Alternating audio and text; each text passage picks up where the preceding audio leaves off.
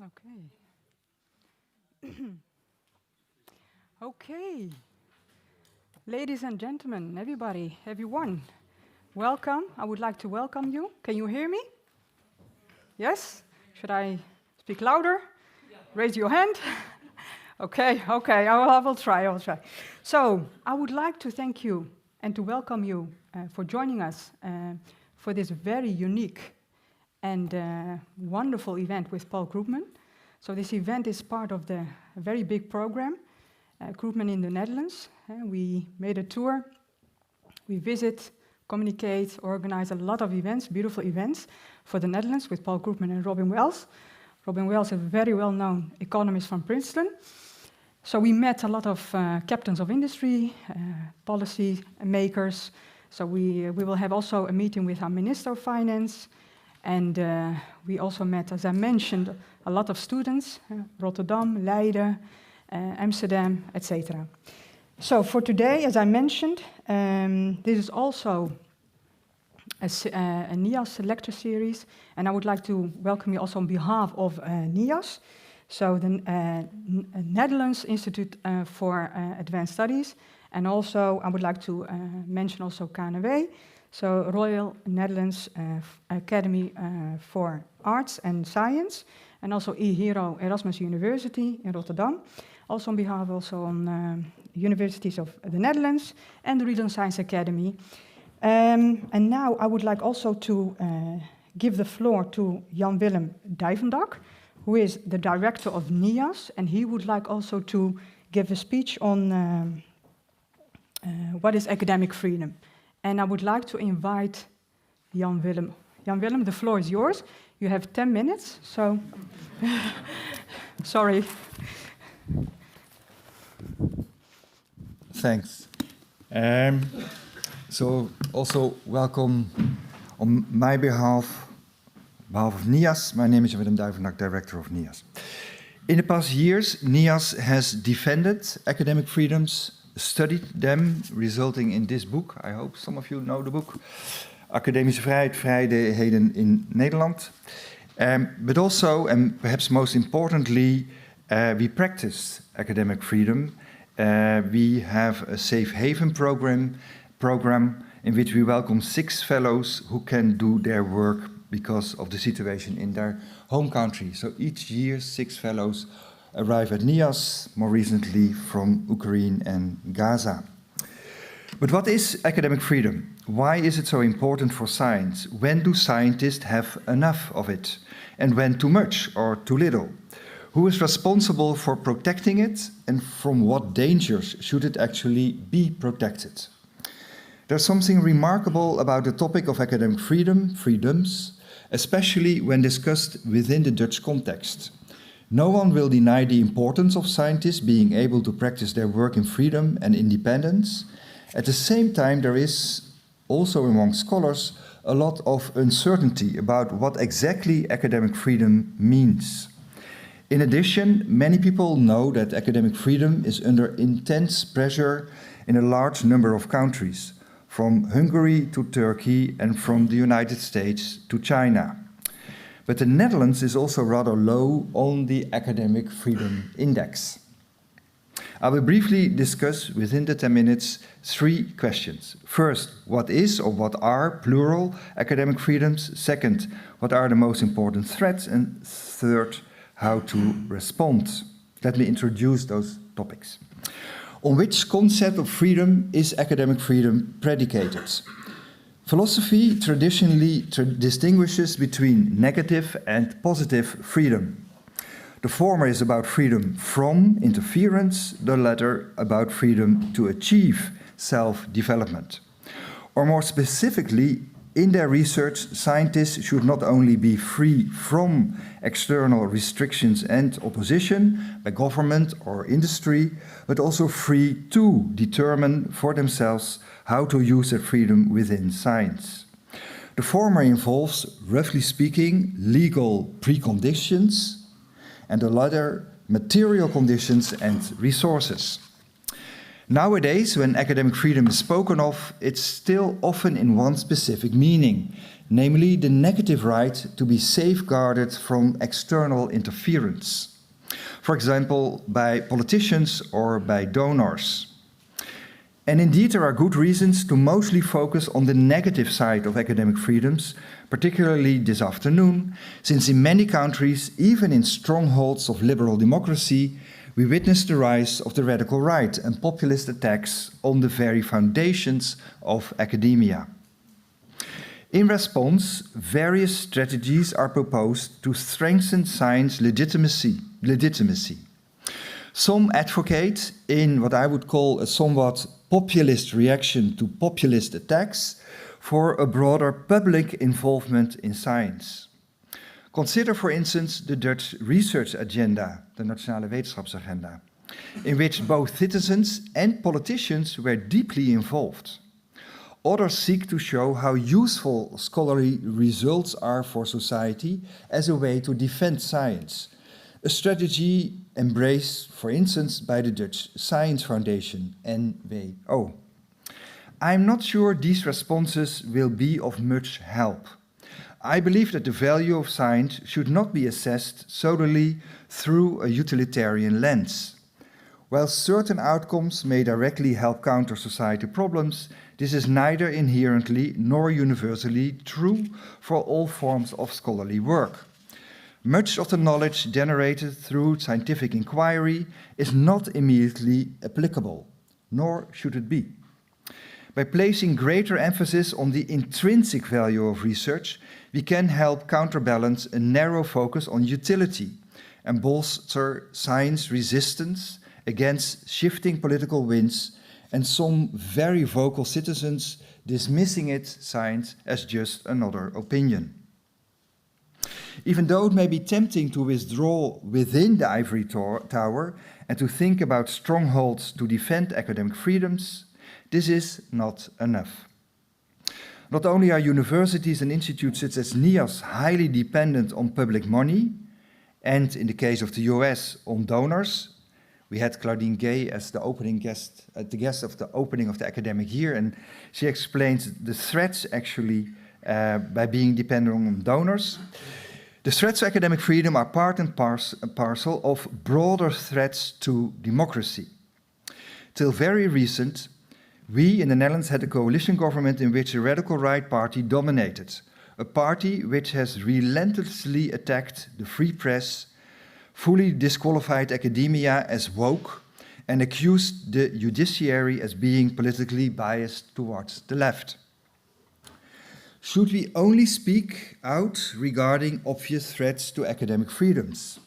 Or should we also consider to speak out or show solidarity with other pillars of liberal democracy that are also threatened? Is it academia for academia, or do we actually have a broader responsibility, and should we actively ally with the judiciary, the free press, and with NGOs? Looking for allies outside of academia is partly motivated by self-interest, because I don't think that we can effectively defend ourselves. Partly by our shared interest in protecting civic liberties. Are we therefore, together with the free press, the judiciary, organizations of civil society, to adopt the doctrine that an attack on one of us will be considered an attack on all of us? I think we should. And how to ally then, finally? I guess first by respecting the specificities of the various spheres of liberal democracy. For example, to better understand the differences between academic freedom on the one hand and freedom of speech on the other. And second, by acknowledging their mutual dependency. Research in the social sciences and humanities will never flourish in an autocratic system. The media, in turn, cannot do their job without researchers protected by academic freedom. I hope that we can discuss these topics this afternoon and to collectively think about possible answers to the questions raised. Thanks so much.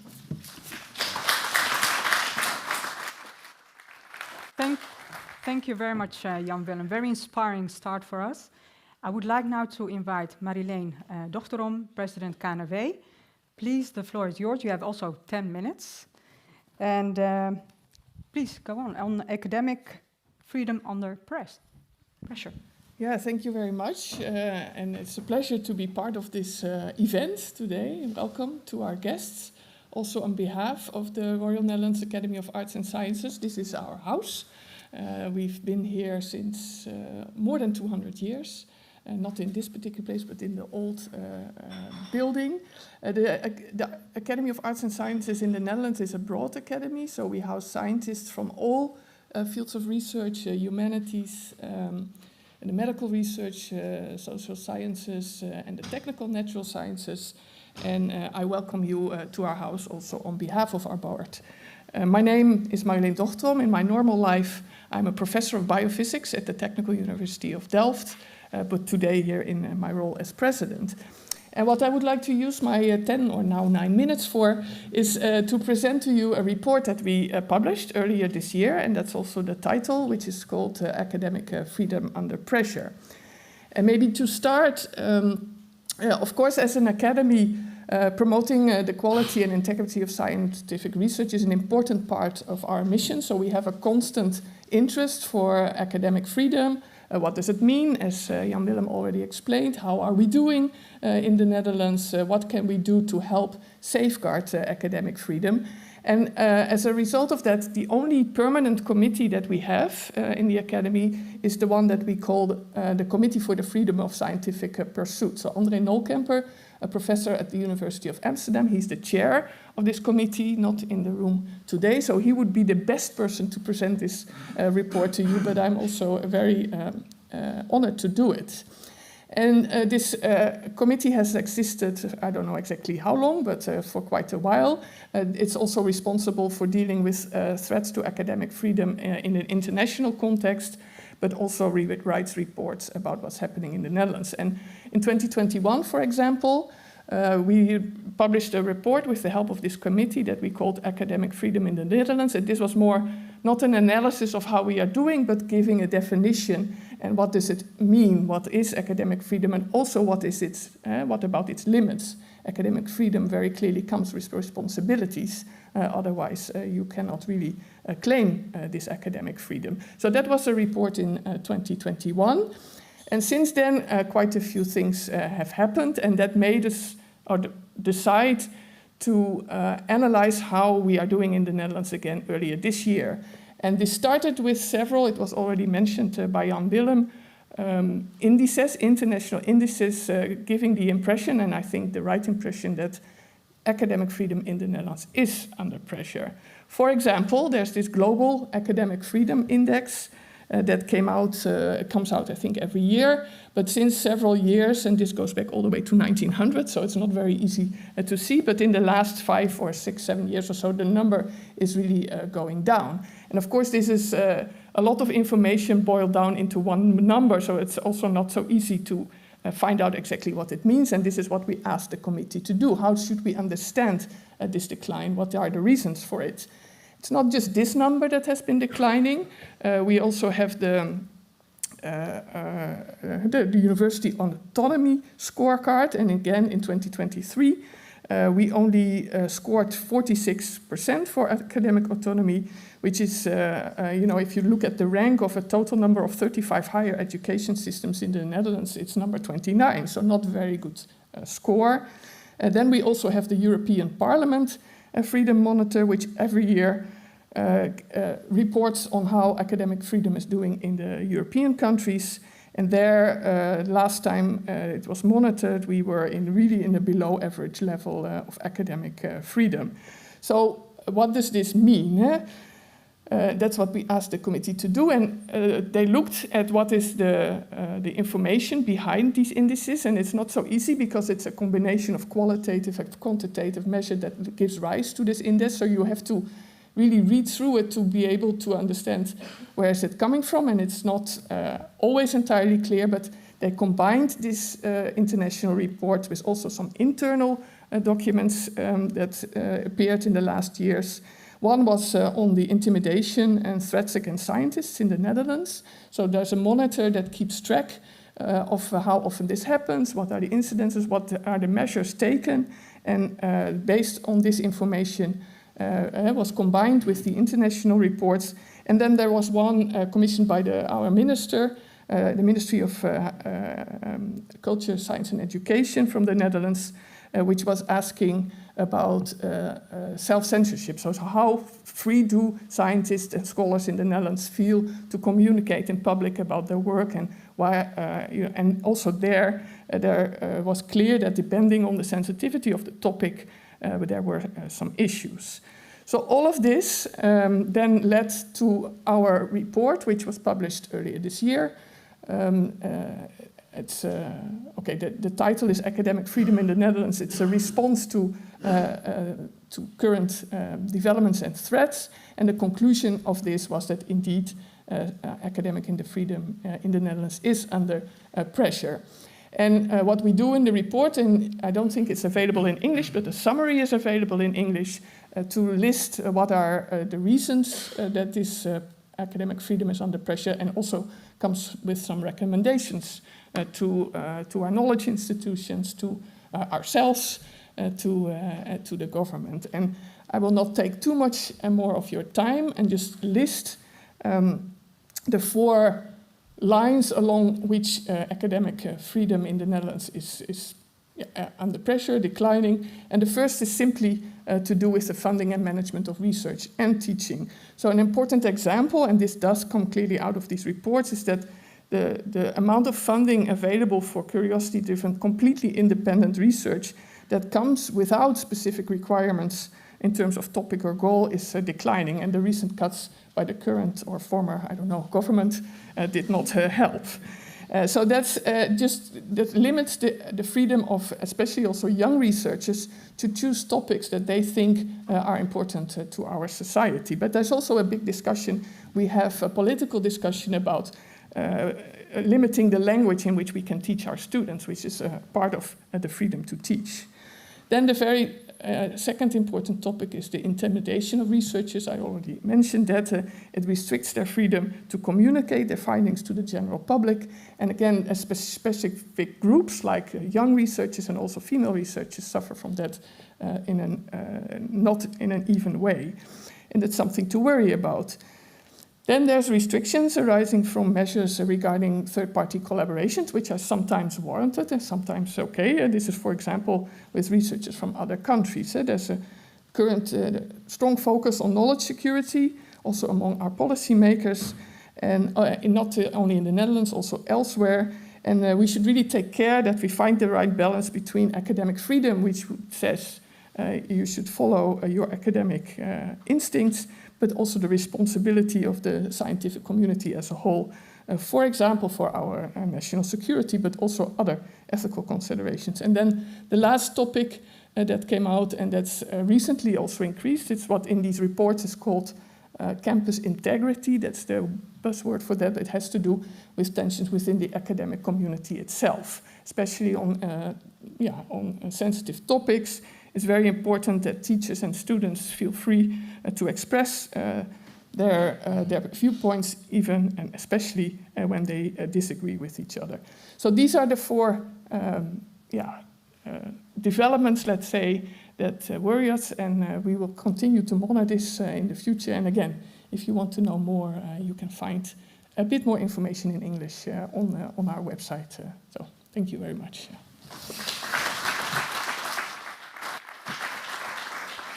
Okay. Thank you very much, Marjolein, for sharing with us your perspective. As Jan Willem illustrated also more the decomposition idea of academic freedom, towards the definition and how to measure that. And Marjolein, you illustrated beautiful, very concrete also, the developments and the threats regarding academic freedom. Thank you very much. So I would like now to invite Peter Nijkamp, member of the Royal Academy and Vice President of the Region Science Academy, who will provide us more and introduce Paul Krugman and also illustrate more the work of Paul Krugman. And later on, Paul, you will reflect more and give your presentation on this, on the talks. Thank you. Peter, the floor is yours. You have 5 minutes. Thank you. Thank you very much, Karima. What a pleasure to be here with you. it's not only a scientific reflection on a theoretical topic we are here together today, but it also is serious business, because not only in the US part of the world, but also in other parts of the world, all these issues of academic freedom are going to play an increasingly important role for all of us.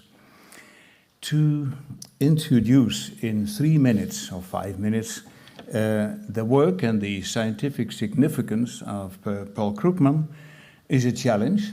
It's almost like trying to summarize the significance of great scholars like Erasmus or Wittgenstein or Albert Einstein in 3 minutes. But I will do my best to introduce to you some of the highlights of the work done by Paul Krugman. Paul Krugman, Nobel laureate 2008, one of the most pronounced and proliferate scientists of our world, not only in economics, but increasingly also in many fields, certainly in the social sciences. And over the years, he has become an important spokesman of clarity in science. Some of you may have read some of his recent contributions. Everyone can understand it. So there's a clarity which is also important in our scientific mission, and he takes the freedom also to make things very, very clear. Paul Krugman is since beginning of this year partly affiliated with the Erasmus University in Rotterdam. And he was here in May, and he is now here this month, and he will come back in the beginning of next year. So we try to build up some sort of a more structural cooperation between great thinkers and the Dutch academic system. Some of you may know Paul Krugman from maybe some of the great scientific articles published in many prestigious journals all over the world over the past more than 50 years. Others might know him from his textbooks, written together also with his wife, Robin Wells, also with us. She is a well-known economist from Princeton. And thousands of students all over the world have used and have read their textbooks on microeconomics, macroeconomics, and trade and agglomeration theory, and many other topics in the broader field of social sciences. Others might perhaps know his work from his columns in the New York Times, in which he has been writing for more than 20 years. And more recently, some of you might know also his work from his Substacks, which more or less come out almost every day, except when he apologizes that he is traveling in the Netherlands. But for the rest, most of it comes out almost every day, and always very punctual and always very, very precise on important topics. To understand his work, I think it might be good in 1 minute to explain the trajectory he has followed in his career. In the 1970s already, Paul Krugman wrote fundamental articles for the Journal of International Economics on increasing returns, on monopolistic competition, on market failures, and of course on international trade. Gradually that became a new strand of research called the New Trade Theory, but it was not the end of the story. The second step of the three-stage rocket was that he also got interested in the question, where do we produce wealthy people? Wealth and income is not equally distributed all over the world, so there must be a reason for it. So he has looked then into the power of agglomeration forces, and where can we find rich people, poor people, etc. So that was called the new economic geography, a very important field of research, not only in economics, but also broader in the social sciences. Then that was not the end of the story, because once you look into the unequal distribution, you get also the questions of the well-being and the welfare society. And that's where also in recent years he has produced together also with Robin Wells, and in a recent article also with our moderator Karima Kutic, some fundamental articles and contributions. How do we handle all these unequal things, the poverty, the distribution of wealth and income that's not identical, etc. So that also has led to a lot of interest in these new issues called nowadays the new well-being society. In Dutch, we call it het brede welvaartsbegrip, but that's more or less the same type of issues which are dealt with also by Paul Krugman and several others. So all in all, that brought him into, of course, the confrontation with policy. And of course, the current policy in the US is a great natural laboratory for doing some further fundamental thinking on how come. Is it only on trade and trade wars? What are the implications? Are there distributional impacts? Are the impacts equal for people in the US, all over the world? And gradually, of course, you look then into the question, if there is a situation of political autocracy, can someone decide what should be done? Not only on import tariffs and on drilling of oil, but also on science. And what we have seen in the meantime, of course, this has clearly and fundamentally affected almost all American universities. And of course, you might say, well, nice, that's the US, it does not affect us. But some of you will certainly know we have many postdocs from our Dutch universities working in the United States. Where do they stand at this moment? Do we have to get them back to the Netherlands? What will happen? And even then the next question, is it possible to create a free haven? Jan Willem was talking about NIAS as a free haven. To create a free haven, maybe on a temporary basis, for people, not only from the US, by the way, who might look for another scientific haven. So we are talking here about serious business. It's not only anymore the scientific reflections theoretically on what is academic freedom. It is now very serious business.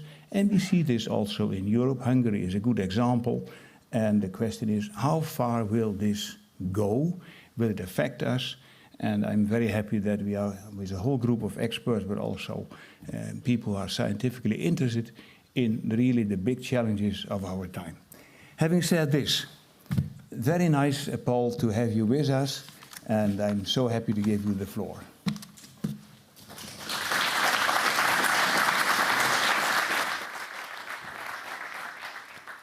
So, Paul, you have 20 minutes. Sorry. Okay, thanks everyone for being here and listening. I thought that I should start by talking about what I know, which is academic economics and freedom of thought in academic economics, which I think has, and I'll explain, it turns out that there's a lot of relevance, I believe, to the entire scientific enterprise. So as you, if we have hard scientists in the room, you may actually not be entirely sure that economics counts as a science. We try. What is true is that even in normal times, even in better times for academic freedom, politics has always been interested in economics. There has always been a great, politics is to a large extent about things like how much shall we tax the rich and how much shall we help the poor, and economics has a clear bearing on it. That doesn't mean that that economics in the academy is a highly politicized subject. It's actually far less political than you might imagine. Peter mentioned that Robin and I have a textbook, and it is the third best-selling principles book in the United States. The first best-selling book is by Greg Mankiw, damn him, and Robin and I are clearly center-left in our personal politics. Greg is center-right, or what used to be center-right, in his politics. He served in the Bush administration. There's not a lot of difference between the textbooks. There's a difference in emphasis. We certainly devote more time talking about income inequality than he does. But fundamentally, the field is surprisingly technocratic and apolitical within the academy. That's not true of every subfield within it. It's not as pure as we might like, but it's there really is a lot less politics in the way you make a career in academic economics is by doing what people consider interesting research, not by being a political loyalist. And in that sense, at least, it is like a normal science. However, that's not, and I should also say that the personal political orientation of scholars in economics matters much less for their career, for their reputation than you might imagine. It is, it's not completely absent, but often you really don't know even what somebody's personal political orientation is. On the whole, certainly among social sciences, there's a lot more center-right sentiment among economists, certainly than there is, say, in sociology, which is, I think, it's kind of inherent. Well, it's partly inherent in the field. It's who gets attracted to it. Partly in the structure of what we study. The theoretical models of a frictionless, perfectly competitive, efficient market economy are very beautiful, and and seductive, and so there is a tendency to, believe that if it's so beautiful and so mathematically tractable, it must be true. So there does tend, relative to other social sciences, to be a somewhat center-right lean, but it doesn't. Not everybody. That does not. It's not an orthodoxy. It's just academic economics is a much less politicized field than people might imagine, but with a relatively conservative tilt compared certainly to other social sciences. That is not enough. Has never been enough for the political world. There has always been at least some pressure to make the field more ideologically supportive. If you may have heard the famous book by William F. Buckley from the 1950s, God and Man at Yale, and which was a bitter attack on the academy. And there were two complaints that he had about Yale. One was that it did not teach Christianity, and the other was that it taught Keynesian economics. And Keynesian economics, it does offer a potential role for government intervention. So in that sense, it's a little bit something that conservatives don't like. But it's right or it's wrong. I would say that we have quite a lot of empirical evidence. But the point was that the desire to intervene politically has always been there. There's always been some pressure to politicize the field. In the United States, and I would say pretty much throughout the Western world, that pressure has come primarily from the right. There have been times when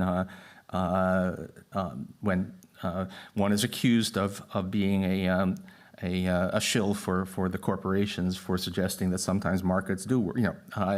It's always a bit of a political area. But it has, for the most part, retained its integrity for intellectual inquiry. And I could go on. I could tell you about. You don't want me to go into business cycle theory and the areas where I think that has been breached in the past. But it's much better. It's much more. There's much more just genuine scholarship and academic freedom, or there was. There is, however, also a penumbra, more than I think most, although not entirely, but more than much of hard science.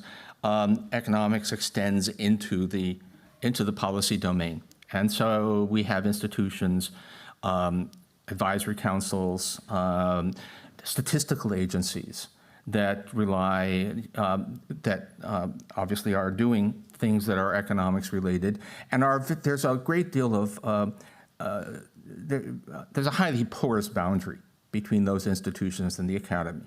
People move back and forth. Academic reputation is often a factor in being hired for these positions. People spend some time, I myself spent 1 year in the US government long ago, although actually in the Reagan administration, but in a technocratic role. So there was really no problem of conflict with academic integrity. That is all under, oh, I'm sorry, one more, sorry, slightly out of sequence. I have gotten to know, in my latter years as a more of a public, I don't know what you want to call it, but engaged in more public discourse, I've gotten to know some scientists who are under attack. I've gotten to know, for example, Michael Mann, the climatologist, the famous hockey stick diagram, and the who faced really outrageous attempts at suppression. But I did say to him at one point when climate science began to become a political football, and I did say to him, welcome to my world. Economics, to some extent, has always been that way, with the politicians telling you what your conclusions should be.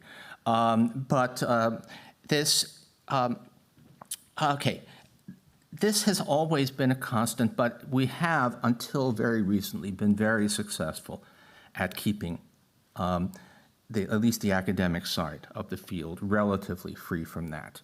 So if somebody asks, where does, which prominent economics departments have supply-siders, the view that tax cuts pay for themselves, which prominent departments have people holding those views on their faculty? And the answer would be none. There's actually been absolutely zero, despite the fact that this has been more or less the official doctrine of one of our two major parties for 40 years. It has had made no inroads in the academy, because we're at least scientific enough to know that if all of the evidence says that something is wrong, we do not accept it. And so that has been good, but the pressure is always there. And what is really striking now, and this is where what is different about autocracy that goes beyond the ordinary politicization, is that it's not simply that there's an ideology that you're obliged to follow, but in fact, it's not stable. If you were to, so you could say, okay, the right side of the political spectrum demands that academic economics should celebrate free markets and be against any kind of government intervention. That would be bad in itself. And as I said, we've been surprisingly successful at not allowing that to take over the academic field until, who knows what happens now. But more than that, you're obliged to believe what may be ever-changing views. So if there's one thing that economists, academic economists, where you would get sort of 95% agreement, it has been on the virtues of free trade. But right now, the leader says that you must believe that tariffs are wonderful. So you have to constantly follow the twists and turns to be a good citizen of the current ruling political party in the United States. That is extremely detrimental to the enterprise of trying to study the economy. And what you've seen, and this actually goes well before the current presidency, what you could see already was that what the political, the new political establishment wants is they don't want researchers. They don't want people who are serious. Economics as a field has a lot of, as I said, there's a relatively large number of center-right individuals. There is quite a few, and seriously,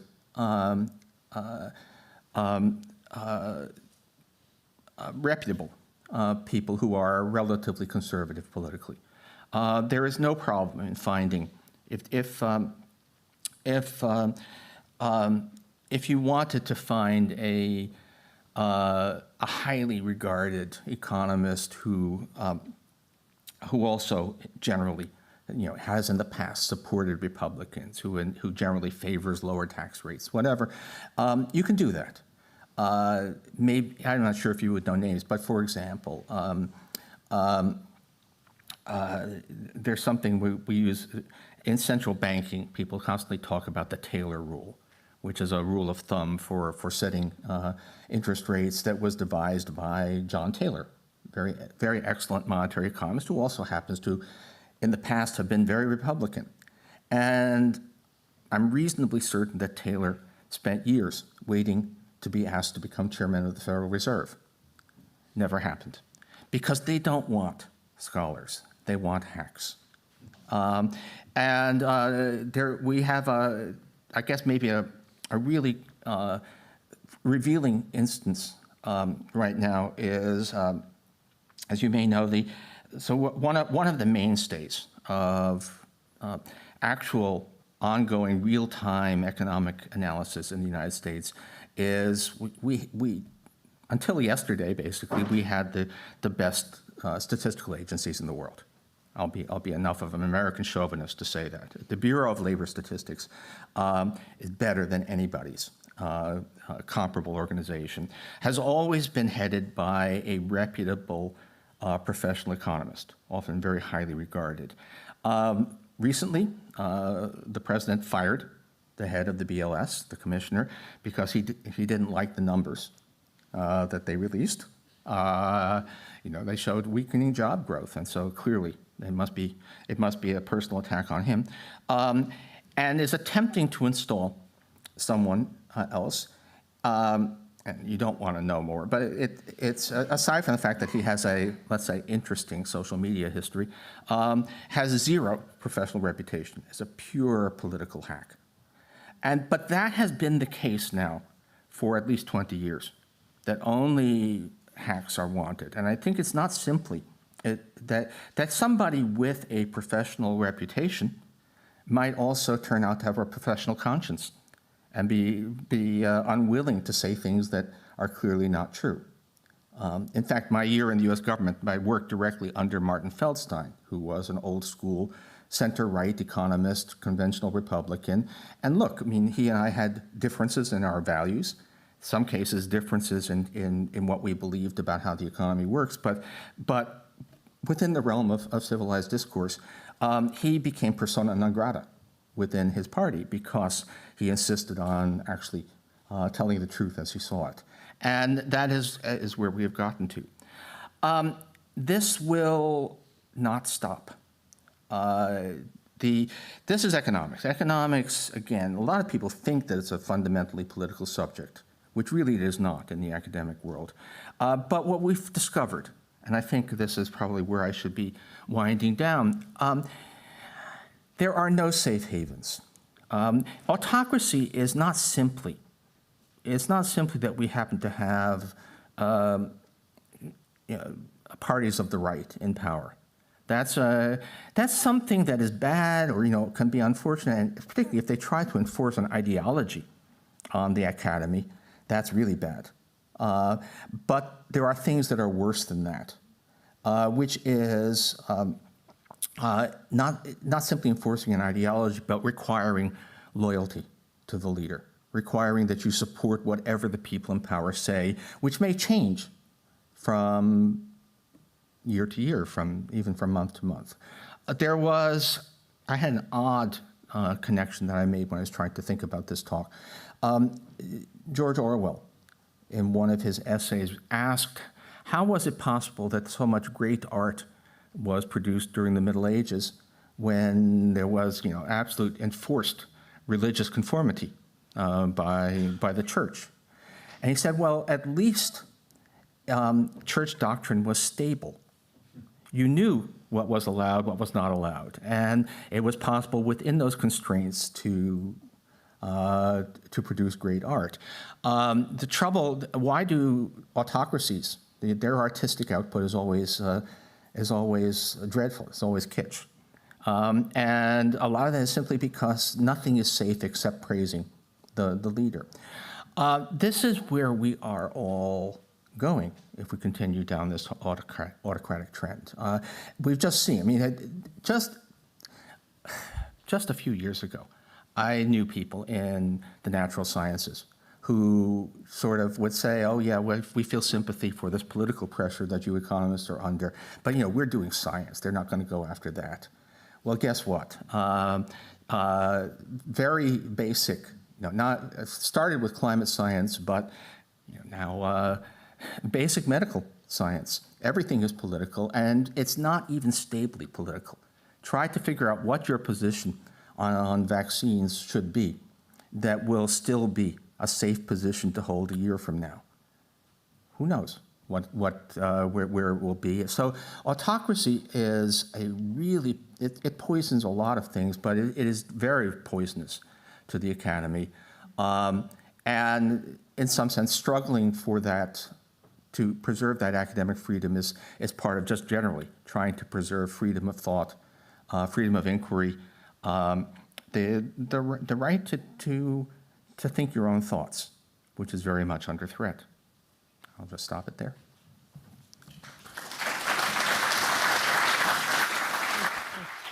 Can you wait a little bit?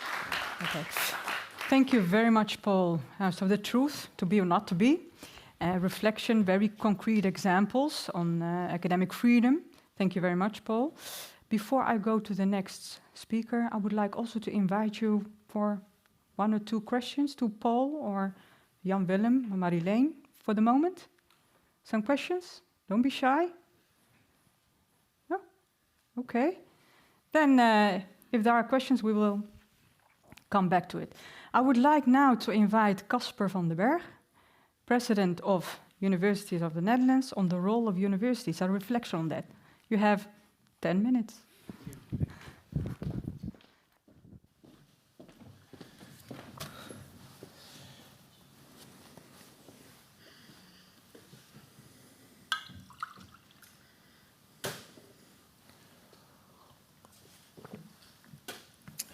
Thank you very much. Thank you very much, Jan Willem, also for the opportunity to share some reflections on behalf of the universities here in the Netherlands on this topic that we're discussing today. When universities come under pressure, it is never only a problem for scientists. It is a sign that society as a whole is at risk. Free science and universities are the canary in the coal mine of democracy. If free science is vulnerable or is made vulnerable, it is a measure of where we stand in terms of our freedom, our security, and ultimately our civilization. We see this today, as has already been mentioned by other speakers, where in countries where political autocracy is advancing. Just as with the media, the judiciary, the arts and satire, once free science is marginalized, further restrictions on freedom usually follow. The breathing space of society is constrained, and that pattern is sadly both centuries old and very current. In these brief reflections this afternoon, I want to take 3 steps. I want to say a few words about what at the universities of the Netherlands we understand with academic freedom, what it actually means today, and especially what responsibilities it entails. Next, I will turn to the criticism that authoritative thinkers and commentators have recently expressed about universities and how we can understand these through two dimensions: academic self-assuredness and societal responsiveness. Finally, I will show that what in my view is required of universities, of university leaders, of politics and of society to secure and strengthen the position of free science. But let's first return to the basics.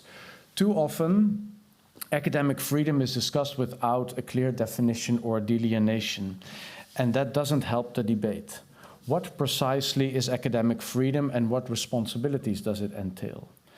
Academic freedom is often misunderstood. It is not simply the freedom to say anything, like the freedom of expression. It is, as the Leiden University report on academic freedom of last year states, the freedom to research, to teach, and to publish without inference from outside, provided it is done according to the rules of careful, honest, and verifiable science. In his KNAW Academy lecture of 2023, Peter Paul Verbeek emphasized that academic freedom is a public value, a collective good that can only exist if we as a community actively protect it.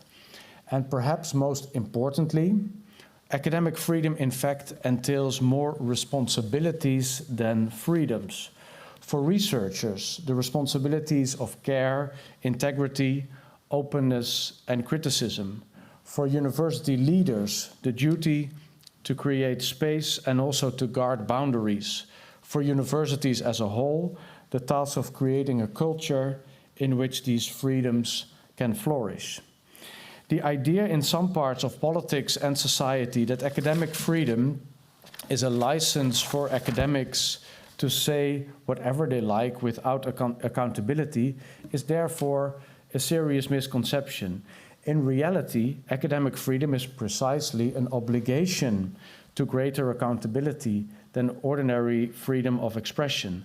Scientists must constantly test, substantiate, and expose their claims to criticism where most ordinary citizens do not. And even though we know that academic freedom is always freedom within bounds, it is under considerable strain in today's public debate. Let me mention a few relevant critiques. Steven Pinker recently warned in the New York Times that universities undermine their autonomy, undermine their authority when they become an ideological monoculture and lose themselves in internal politics. He emphasized that academic freedom requires pluralism. A university that makes no room for diverse perspectives undermines its own legitimacy. Closer to home, Mark Bovens recently argued in het Financiële Dagblad that practically educated citizens in the Netherlands often feel excluded because policy and public opinion are mostly shaped by academics. Universities thus contribute to a gap that undermines democratic legitimacy, he says. And Thomas Schillemans argued in the Volkskrant just last week that universities are places where the left cosmopolitan perspective strongly dominates. In this way, he says, they risk losing their own plurality and confirm the image of a closed bastion, Schillemans says. And these are people from within our own academic university.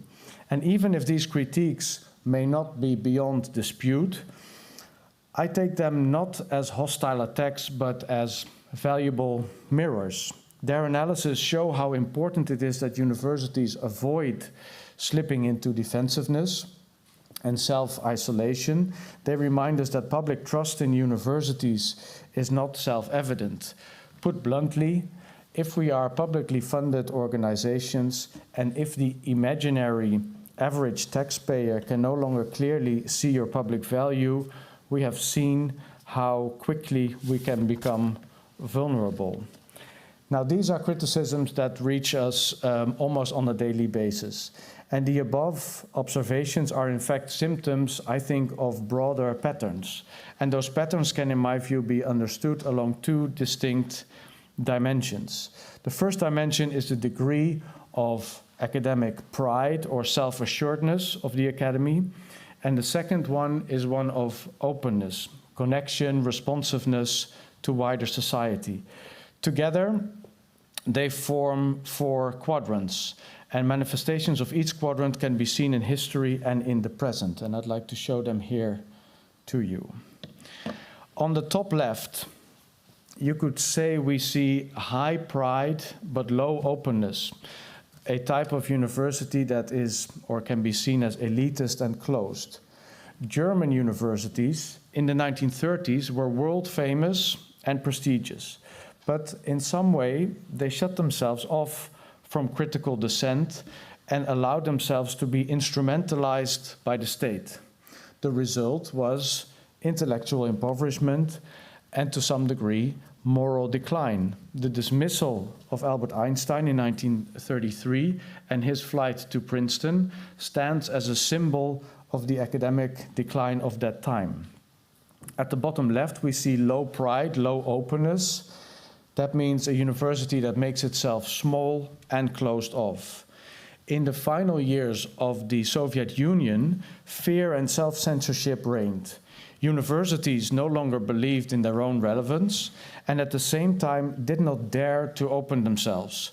Young researchers knew that it was safer to repeat an old orthodox theory once more than to present an original idea. The result, irrelevance and collapse. At the bottom right, we see low pride and high openness, service-oriented but colorless. Some private universities in Europe and in the United States have strongly embraced market thinking and customer orientation.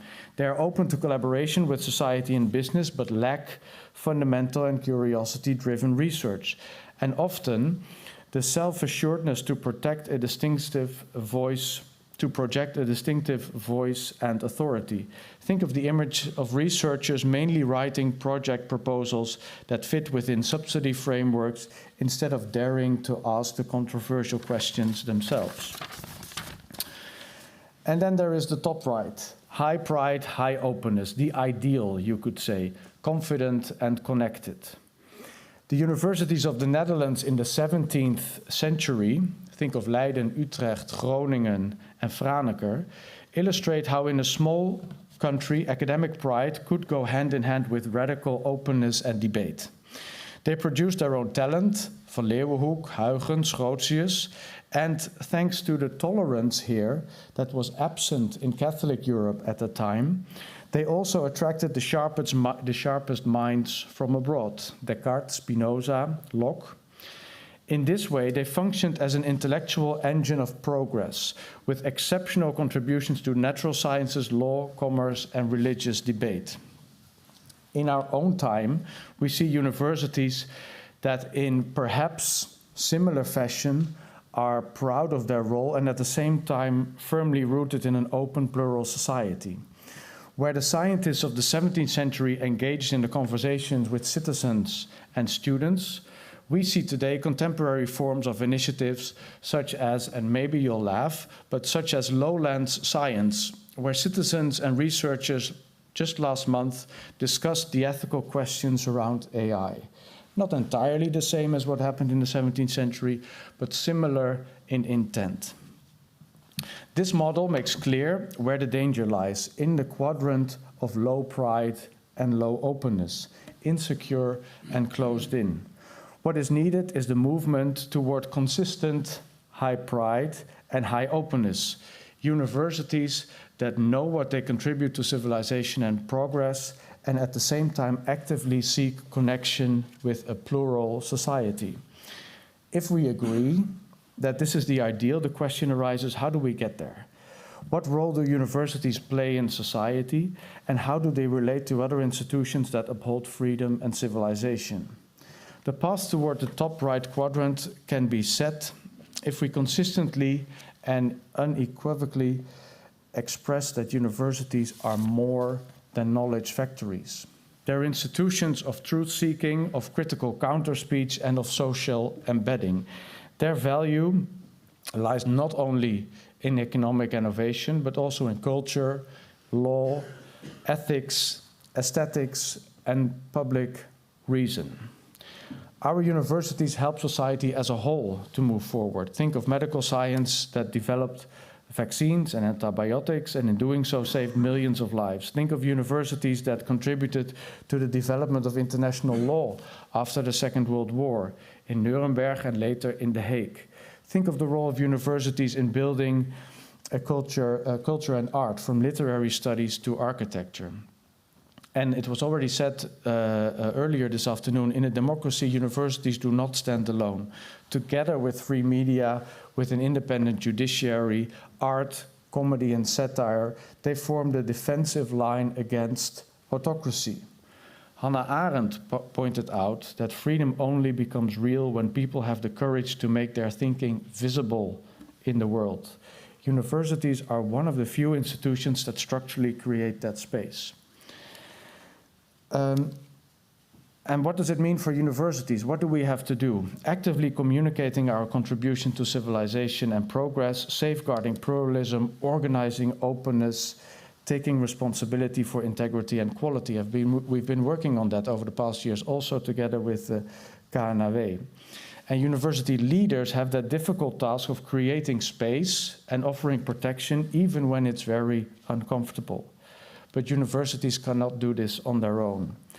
It is the responsibility of politics to guarantee stable funding and respect for autonomy, so that universities do not become playthings of short-term interest. And it's up to society to recognize that universities represent a public value, and that the critical voices are sometimes uncomfortable but always necessary. And this, to conclude, returns me to the question I began with. What kind of society do we want to be, and what role do the universities play in it? And ultimately, it's more than just about the university, as I started. It's about the society that we want to be. Without academic freedom, there is no free society, and with no free society, there can be no university. So we have to be proud and self-assured, and it also means that we have to be, I think, mildly combative, prepared to defend facts and evidence, and not to give in to relativism and complacency. Open and responsive, yes, but without falling into the well-known tragedy of liberalism, that we defend the freedom of those who deny it to others. So we mustn't make ourselves small, nor lock ourselves in our own bubble. We must be self-assured and open, proud and plural, critical and connected. And once again, we may draw inspiration from our own Dutch academic tradition. Erasmus knew that true freedom begins with self-criticism and tolerance, and Spinoza taught us that thinking itself is a form of freedom, and that the state that suppresses free thought weakens itself. Let's continue to stand proudly on the shoulders of these giants. It's never been more urgent than today. Thank you. Okay. Casper, thank you very much for this reflection, very inspiring. I also liked you referred also to accountability, connected, but I was also thinking about alignment, because the university is big, universities are big, different levels, different perspectives. So thank you very much. And we will continue with the table talk. And I would like to invite the members of the table talk, Casper, of course. Casper, please have a seat. Robin Wells from Princeton.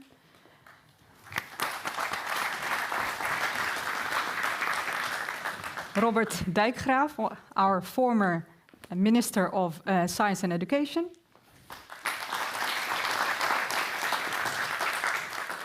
Marilene, of course.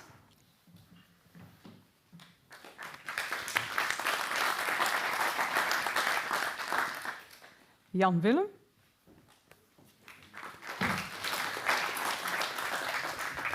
Okay. Well, we have Paul Krugman also, but please take a seat over there. We will come back later on to you. So for this roundtable discussion, thank you very much for accepting the role in the panel.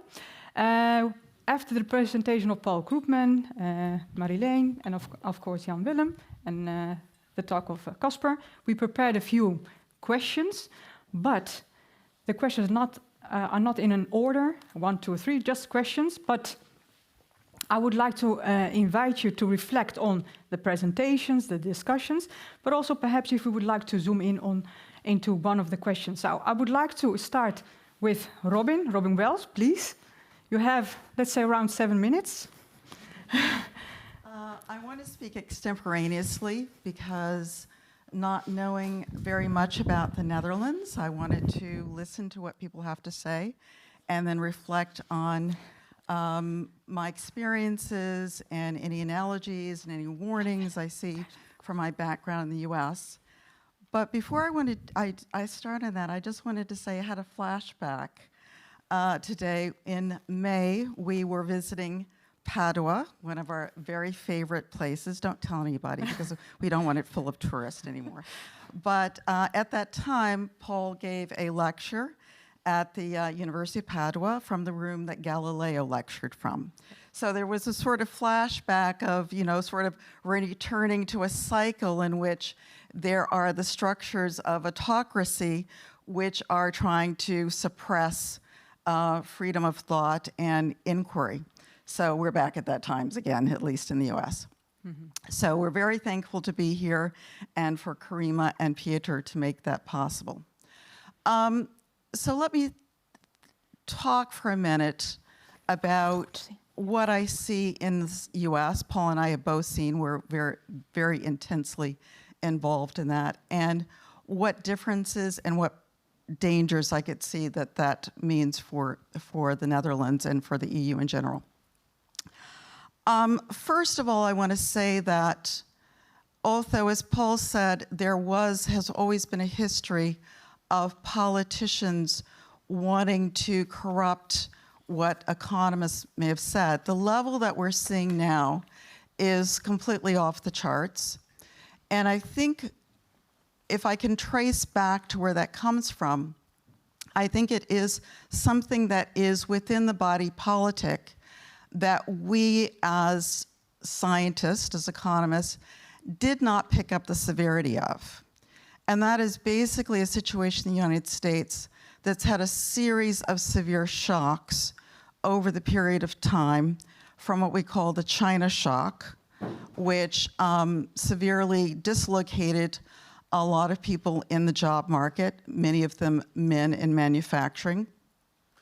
And because of the geographic spreading out of the United States, that resulted in what we call left-behind regions. And those left-behind regions, because of the political structure of the United States, ended up having a lot of political power.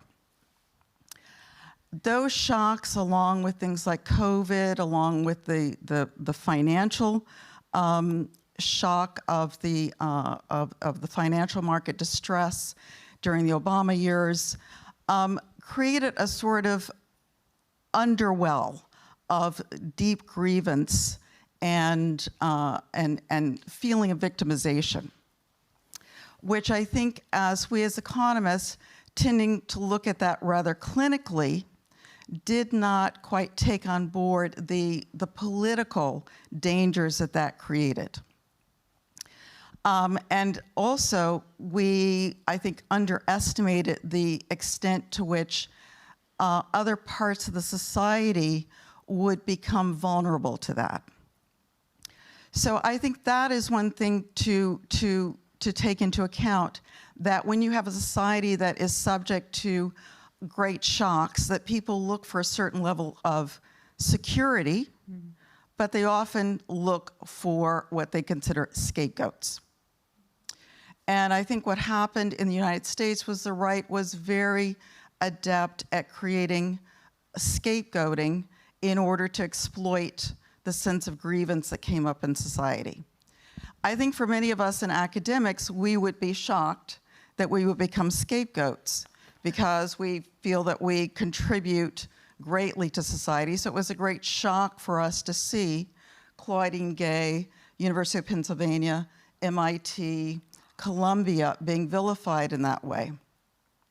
But I think also what it pointed to, and I think some of the other speakers have mentioned, is the sense among society that we have become elitist, that we are out of touch with the concerns of regular people, and that their problems, their dislocations, their fears, their uncertainty is not reflected in academics. So I think that one warning is that academics need to, in some way, somehow, make it clear to society at large that we are in touch with what they are going through.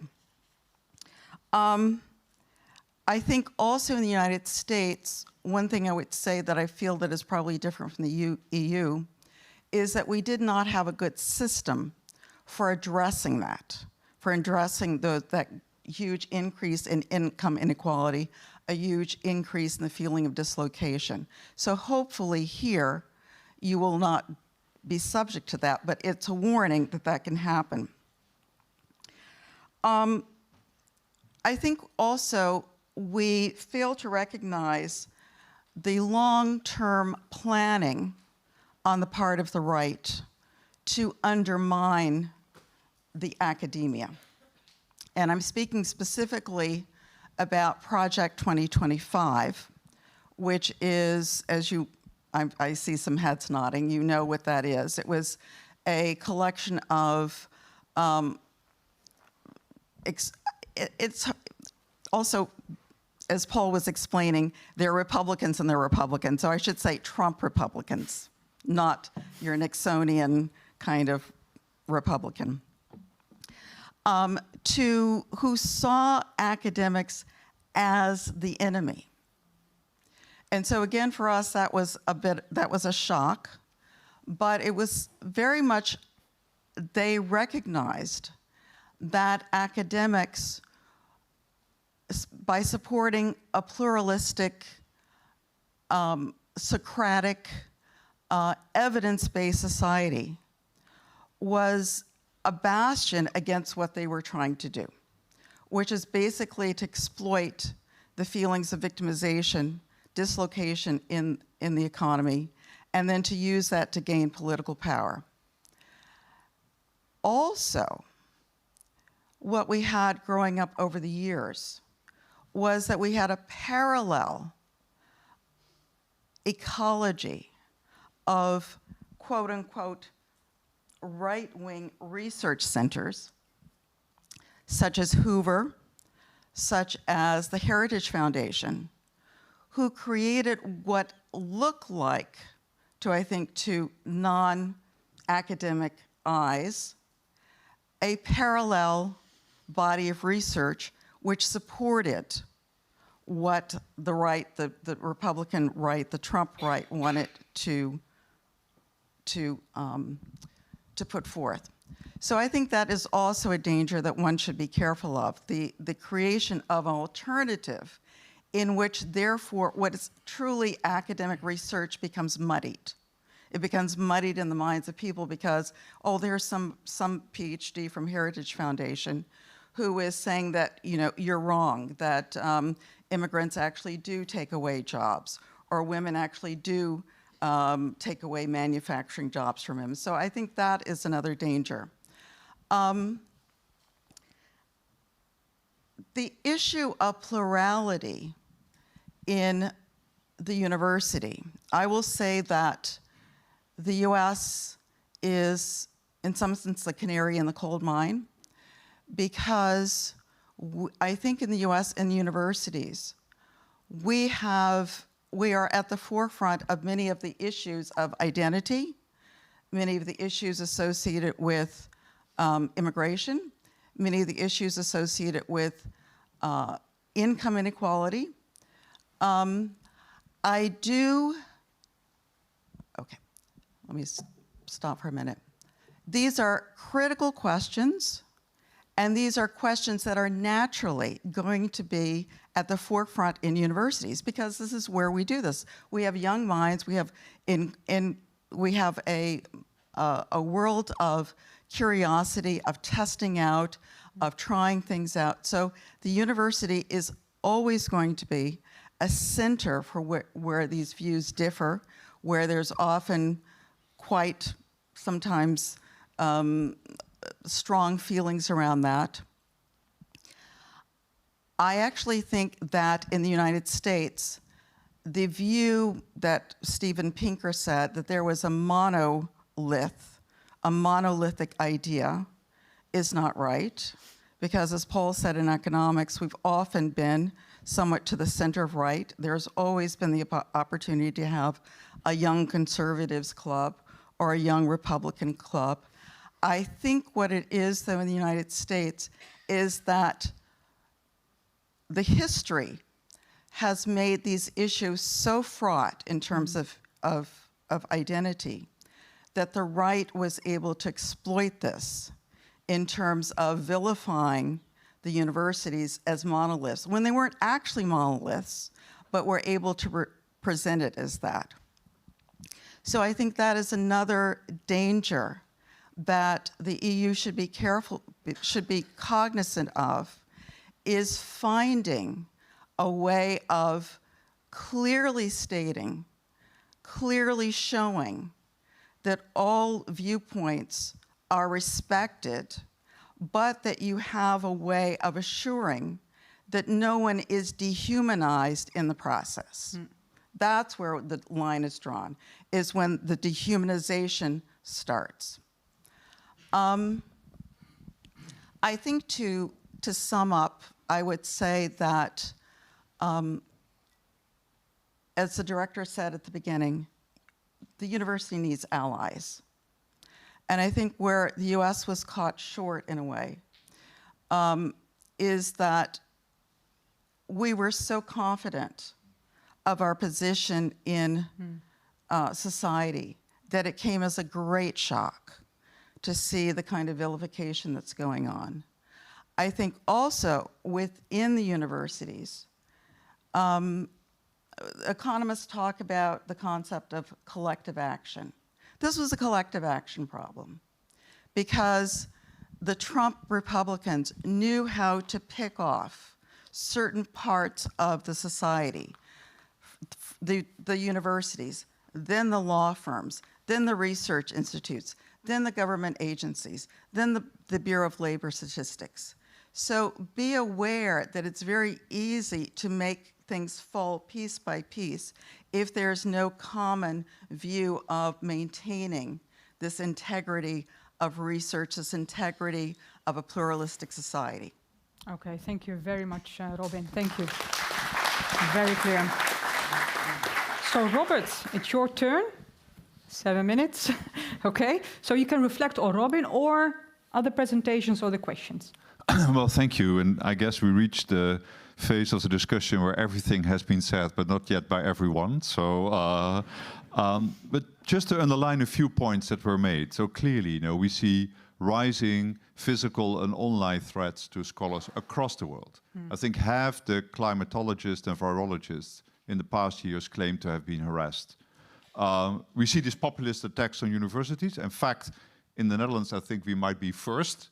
I've heard those voices of being accused as woke institutions, elitist institutions already in our own parliament. By the way, we also see an attack on empirical reality.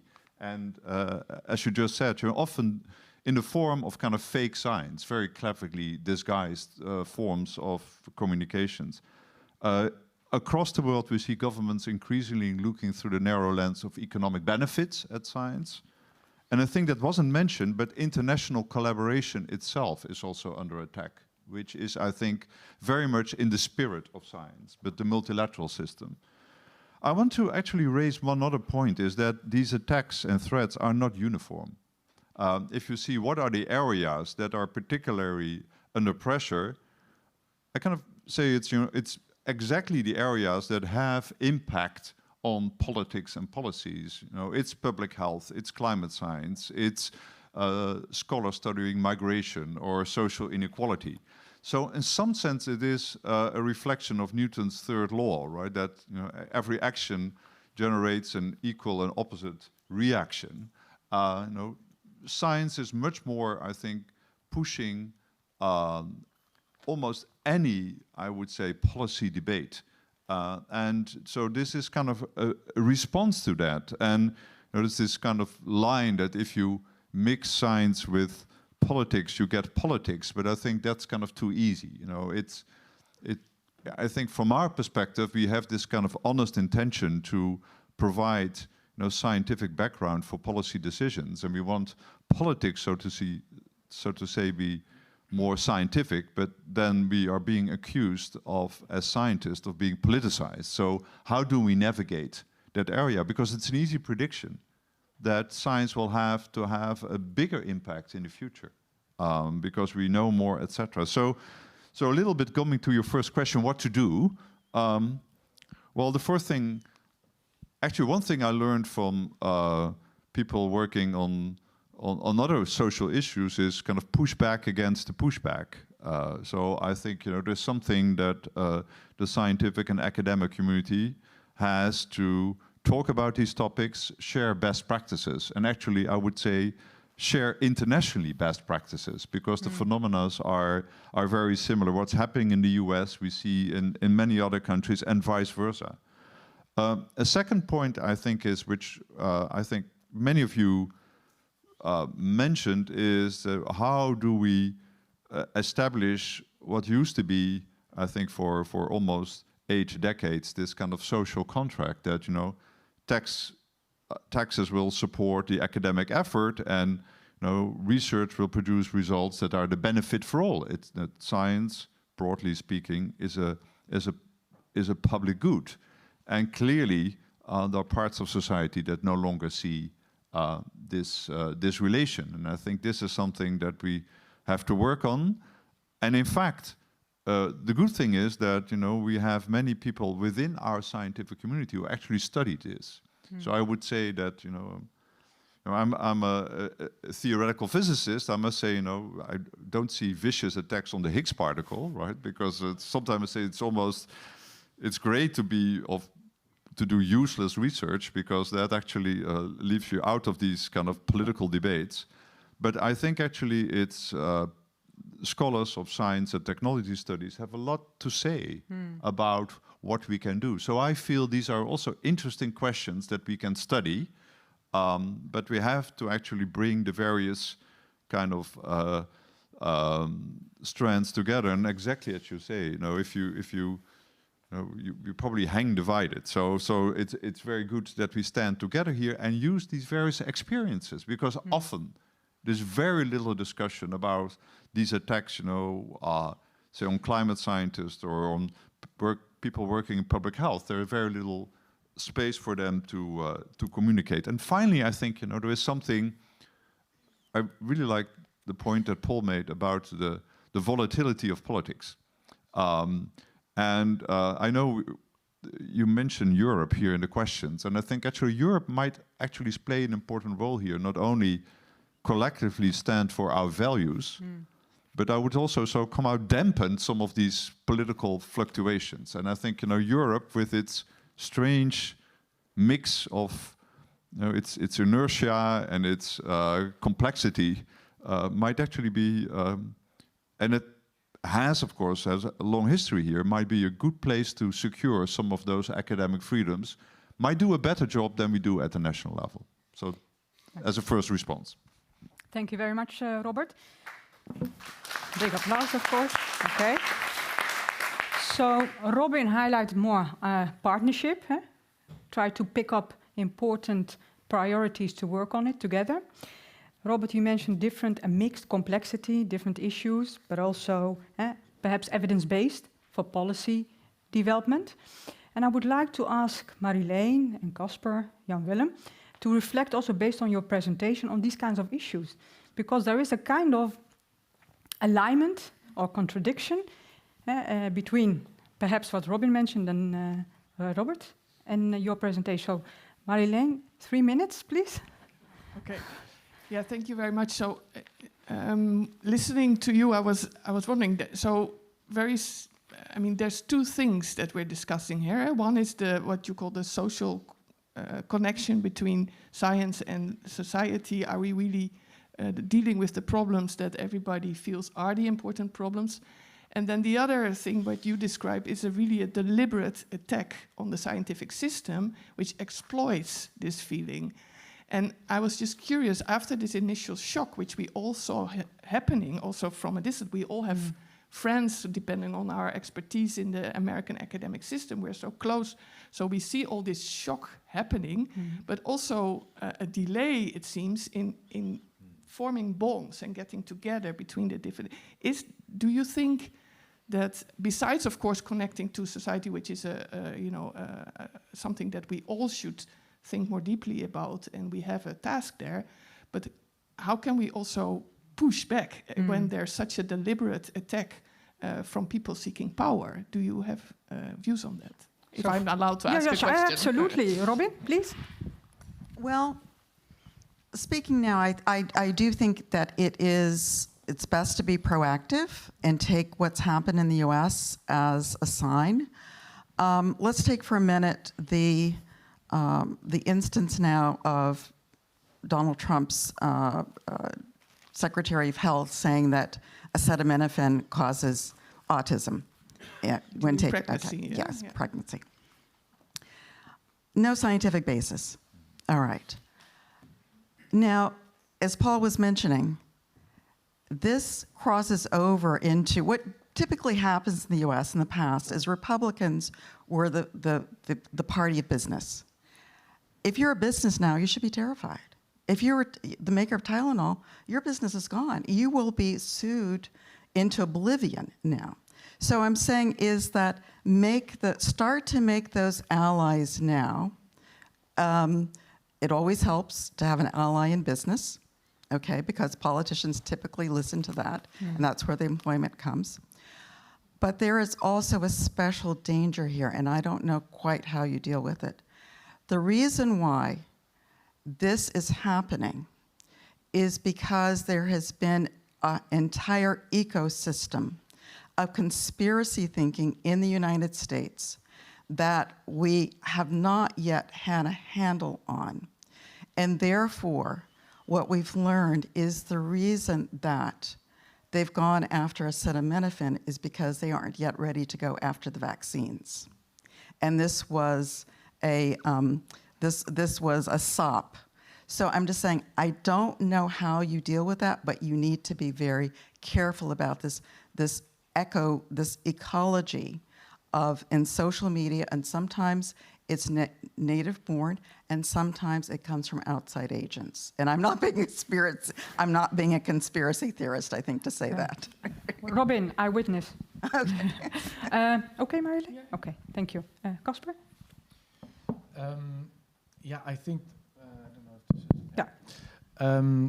Yeah. I think the warning or the point that Robin just made that we should be high on the alert. Things that are happening in the United States oftentimes happen over here in Europe maybe 5 years later. At the same time, I think we have a lot to reflect on of what has happened in our country in the past 2 years already. And one example just of this last week is a kind of a controversy that we had we're having between the University of Wageningen, which is the #1 agricultural university in the world, and the Ministry of Agriculture here, who commissioned a research project on the ecology of wolves in the Netherlands. How much ecological space is there for more or less wolf packs in the country? And what they came up with was something that wasn't what the ministry liked very much, and they just dismissed the quality of the research. It was badly understood, it was not useful, it was not in line with what was needed, etc. And this is just one example that has been in the press, but there are more of these examples, so there's every reason to also look with great concern at our own system, I think, at the moment. Other examples that I've picked up from the discussion here today is, of course, also the language issue and the discussion on internationalization, which has been very high on the agenda here in the Netherlands over the past couple of years. And I must say, not only instigated by political parties on the right or on the far right, but actually across the board. If you looked at the party manifestos of the elections of 2 years ago, and these are things that we really have to have a position on, so to say.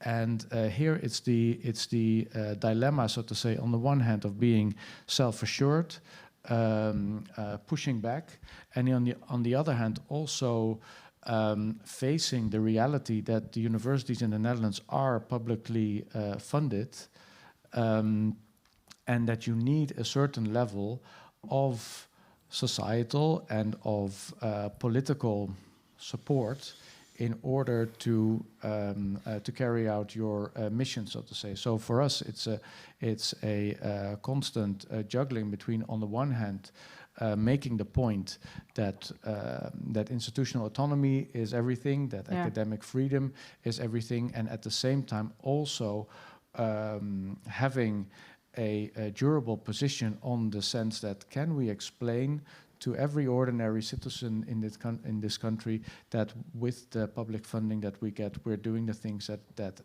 most people can understand, that's driving society forward in whatever way, not just in an economic way, but also in all the other types of ways that we've discussed.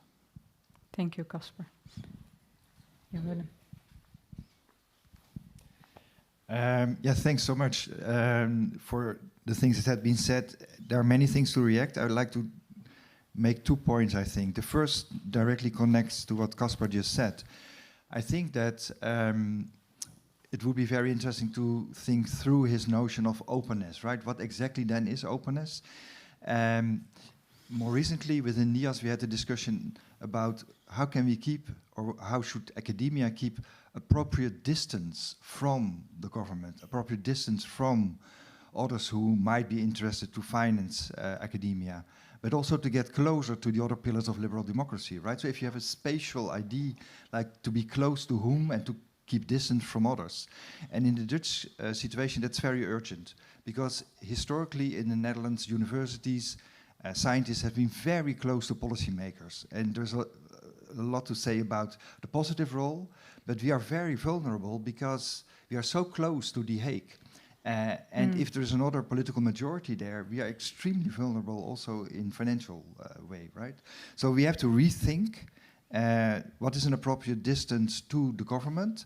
And that is not only something that we hope that the other side will respect, but we have to think also among ourselves, and that is the first question, I think, how political should we be or not, in order to avoid that politicians come after us, right? So within the social sciences, let's say, there are quite some people who think that their personal political opinions are interesting, and to speak out, and not very clear whether it's based on research or it's based on their personal opinions. And I do think that our personal opinions, our political opinions, are really not interesting. Therefore, I'm not so sure whether the criticism regarding what's happening within Dutch academia at this moment, that it should be more politically plural, is actually the good way to go. I don't think that if you think about pluralism within academia, it should be about whether all political parties are represented. It should be about various forms of pluralism, but the least I'm interested in someone's really purely political opinions, right? I mean, particularly not in academia. As many of us have said, freedom of speech is not the thing that we should care for in academia. It's about academic freedom, and that's a big, big difference to make. And therefore, I'm not so I don't agree so much with what Casper said about, and not to make it too Dutch, but the two important scholars that were recently criticizing what's happening in Dutch academia, Bovens and Schillemans, because they actually politicized what is happening in Dutch academia. Schillemans said sustainability, diversity, those are topics of the left. Those are topics of the left? I mean, come on. Those are things about human rights, about sustainability is for all of us, right? So the risk is that we have, or he had himself, a far too politicized idea that those topics are only of the left. They are not of the left, they are of all political parties. And last remark, yes, there is this anti-elitism, right? But that is not because the distance has never been so big. That is because the distance between the people who are practically educated and those who are theoretically educated have never been so small. And we just cannot stand the remaining differences. I like very much what Robert said about what he did as a minister. One of the two things he's proud of. That is that it is not horizontal anymore, but we have all kind of educational pillars next to each other without more meaning or more importance or more status attached to the one or to the other. We are not there yet, right? But the process is that we get less and less unequal and more equal doing different things. And the moment then you give in to this idea that, oh, but we are too elitist, that is not. We are not elitist so much anymore, and we cannot stand our own elitism. And therefore we are telling each other, oh, we should start teaching more in Dutch. But that is, why would you say that? I mean, that depends on the topics, that depends on our research collaborations, right? So we have the tendency to give political responses, populist responses to populist attacks. Yeah, thank you very much, Jan Willem.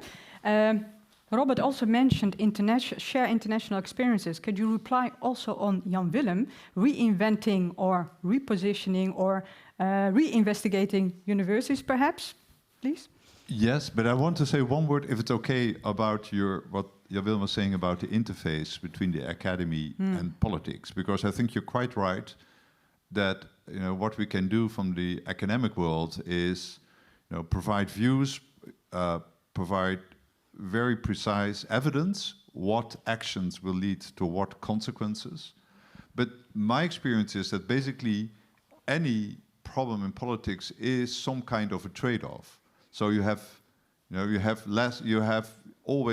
to make certain weight to certain aspects. How do you value, say, climate versus social equality versus economic growth? And these are political decisions, and very important that these decisions are made in politics and using democratic means. We haven't really talked about COVID, but it is a fact that COVID accelerated many of these. And you can't look at US politics now and not think that this had to do something with the pandemic that happened.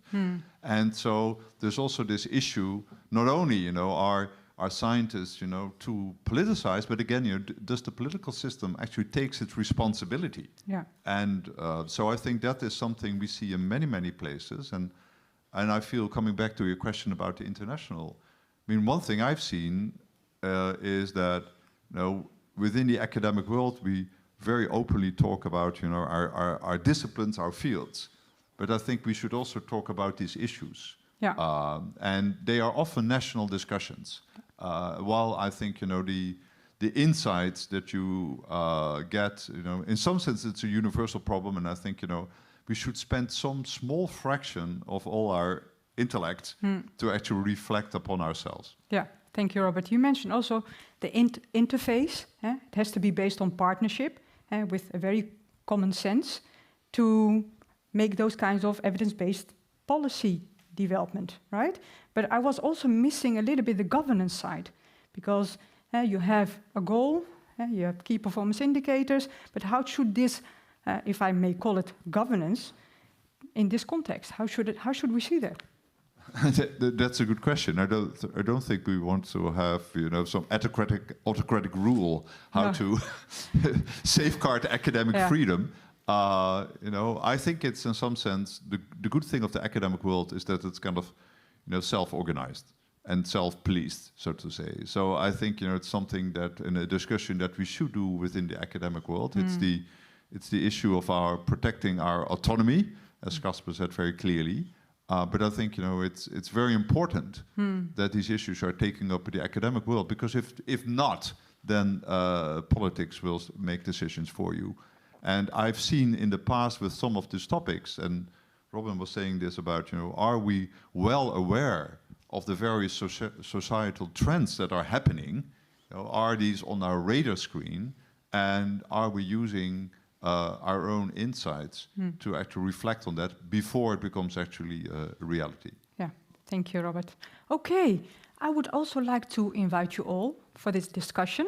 So if you have some questions for Paul, Robin, Robert, Marilene, Casper, Jan-Willem, please go ahead. Oh, 2, okay. Okay, so please stand up. Your name, please, and very concrete the question. Yeah, my name is Gijsbert van den Brink. I'm a professor at Vrije Universiteit. 1 second, please. The mic. I forgot the mic. Okay, thank you very much, Casper. Okay. So your name and the specific question. I can help you. Yeah, my name is Gijsbert van den Brink from Vrije Universiteit Amsterdam. My question is to all of you. It's about a point that was not yet addressed here, but American social ethicist David Gushee has written recently a book called Defending Democracy, and he makes a very obvious point. He says, if you want to prevent democracies from giving way to autocracies, we should inculcate democratic, not only values, but also practices in our students. Our students are the ones who are going to give shape to the society of the future. So if you look at our own universities, they are structured very much hierarchically. We don't typically elect deans or rectors in the Netherlands. So our students get away with the idea that mid-scale organizations like universities can very well be governed without any democratic practices brought into practice. And if that sticks into their head, yeah, we shouldn't be amazed if democracies give way to autocracies. So don't we have some homework ourselves as well? Okay, thank you very much. I would like to, big applause for the question. I would like to invite Marilene for this question. Well, I was going to pass this one to Casper because I know it's a very current discussion, right? In how are we organizing ourselves? And it has many angles to it. You mentioned the word of we do not elect our rectors or our saver base, but apart from that, there's still a lot of hierarchy in the, at least traditionally in the academic system. So there's many ways I think that can be improved. I will leave the rector election question to Casper, but I do think, I firmly believe that a much more flat organization, which gives the recognition and awards program where academic freedom in all its aspects is part of an early career of any scientist, and that we discuss it and teach it is extremely important. It's also very good for science, I think, apart from the democratic system. So, there's a lot, I think, that we could improve. Yeah, 1 second. So Casper and then Robin. Casper. Yeah, maybe a brief response from my side. I think it's very true what you are saying, that we have a huge responsibility and a huge impact to make through the people that we teach, that we educate, and sometimes more even, well, more than we think, maybe in some fields also more than through our research. And teaching democratic values and teaching all of these skills that are part of being a well-informed critical citizen and so forth is, of course, part and parcel what we do. You extend this to also the internal mechanisms and the internal governance of universities. This is, of course, something that a conversation that is going on in many institutions at the moment. We see, for instance, in the elections that are there, when it comes to the university councils, the medezeggenschap, etc., turnout is not extremely high, and it's not generally seen as truly representative bodies. There's, of course, well, what comes first, right? What is the reason for that? I think this discussion will continue in the next years, and it could be. We've seen earlier waves of democratization, of course, of universities in periods of similar social change and social unrest. I don't know where that will lead. It's also not my place, but raising the topic, I think, is always helpful. Yeah. Thank you, Casper. So we have Robin, then Paul. Or first, Paul.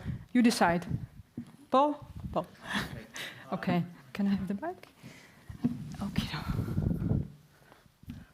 I just wanted to say a word about, and maybe this is a big difference, transatlantic difference, but I would not at all describe US universities as hierarchical. Elite universities are anything but. I mean, there's an intense competition when we need a new department head. because nobody wants to do it. It's a position of great responsibility and no authority, and it's not a democratic system. There's actually very intense ranking. There's actually extreme inequality in academic reputation and influence, but it's based upon citation. Basically, everybody knows where everybody's ranking is within the profession, but it's not at all a system of institutional hierarchy. It's much more of a kind of it's a capitalism of reputation, if you like, instead of money. But I would not say that was the problem at all. Okay, thank you, Paul. Robin, very short. Thank you. Yes, I would say that from what I'm hearing, that the universities now are more like what American universities were when Paul and I were students, that there's a deference to the hierarchy. We certainly don't have that now, particularly in many universities. And there is a problem in which I do think it's gone the other way, in which there has been too much leveling out. What I would say is that the best way to cope with that is I would think that as part of the process of bringing in new students, that there is some sort of program associated with what is respectful and legitimate speech, and not quite legitimate, but humanistic speech. That when there are differences, how do we address those differences? Because there will be differences. I mean, we just had an example in the United States where not just the faculty member, but the dean and also the president of the university had to leave because of a confrontation in the classroom over the teaching of trans and LGBTQ information. So that needs to be clarified so that you can probably, not to squelch the discussion, but hold it in a way in which it's not confrontational. Thank you, Robin. So that was one. I will take 3 questions, very short, because I need to wrap up together with Paul this session. So very brief, please. The mic again. Who has the mic? Oh, Paul. Okay, so very brief, please, so that we can get also other questions. So stand up, please. Your name. Okay, I will help you. I'm Venda Politiek from the University of Leiden. Yes, I'm sorry I should pass my turn, or give my turn, because it's basically more of the same thing as my neighbor said.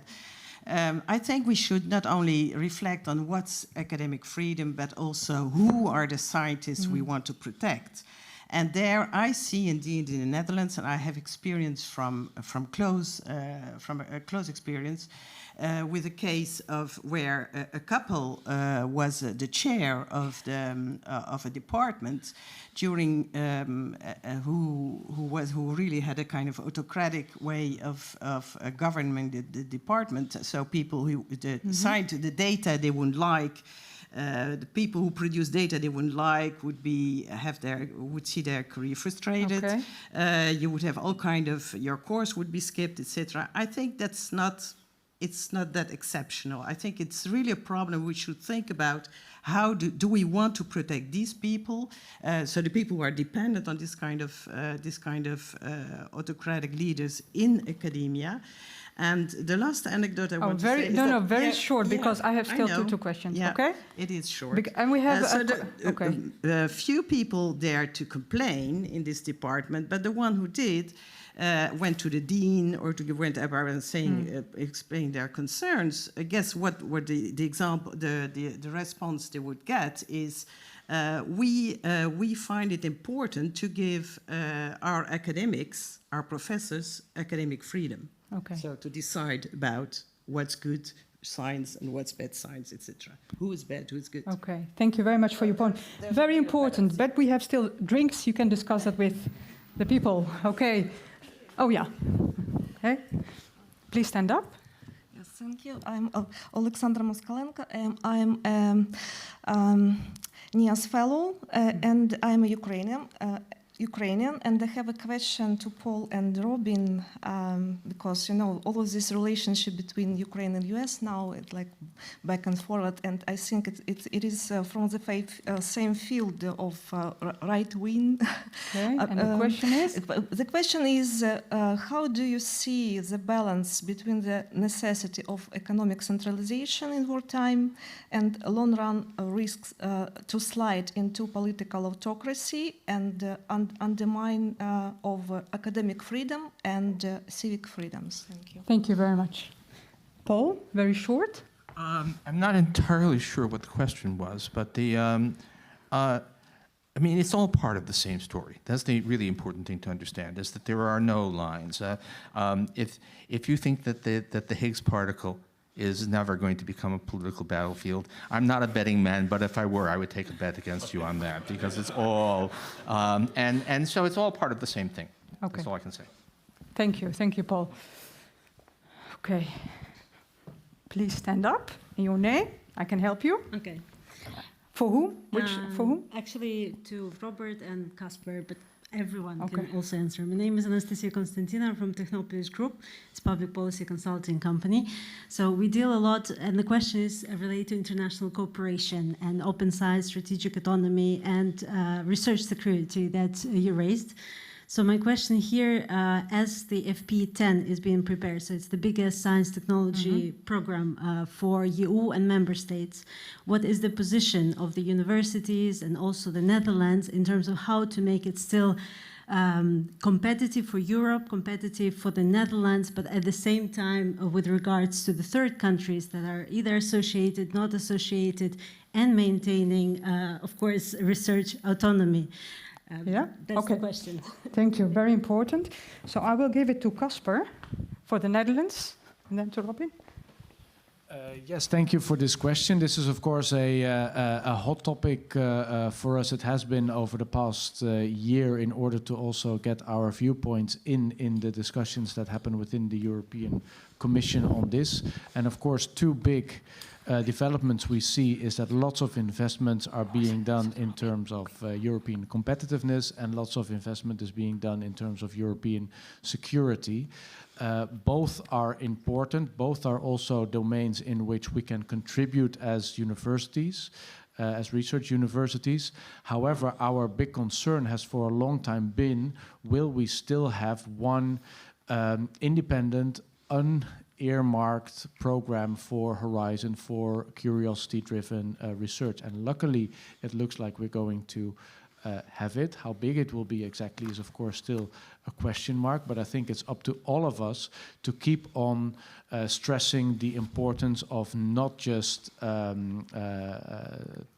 types of research that are that of course are scientifically very important and very good, but are a priori dedicated to some line of thinking. We need to safeguard unbound research, curiosity-driven research there, and it looks promising, but we can never. It's still a little bit of a question mark how significant, how large it will be. And we need to keep convincing also our national politicians that this is something that is hugely important in the long run for our own, our own quality of our scientific infrastructure and our future. The present government is not very big on long-termism, so we have a lot of work to do there, and let's hope that the upcoming parliamentary elections are going to help us a little bit in the right direction there. Thank you, Casper. Robert? Yeah, just to emphasize, this is a very important thing. It will set European policy for the next 7 years, which is a long period given the national political volatility. I think it's very important that not only the size of the program, indeed the current proposal is to have it at least as a freestanding program, but also the values that are underlying it. So there's also discussion now in the European Commission perhaps to have what's called the ERA Act, so to put some of this kind of, on paper what these values are. And your point of research security, because it's crucial, because again, that is a lens which looks very much, through that lens, we very much look now at the international collaboration. I think the main advantage of Europe is its openness and the fact that it actually has flexible partnerships. You know, not only the 27 EU countries, now we have 20 associate countries, perhaps soon 21, and there are many other candidates.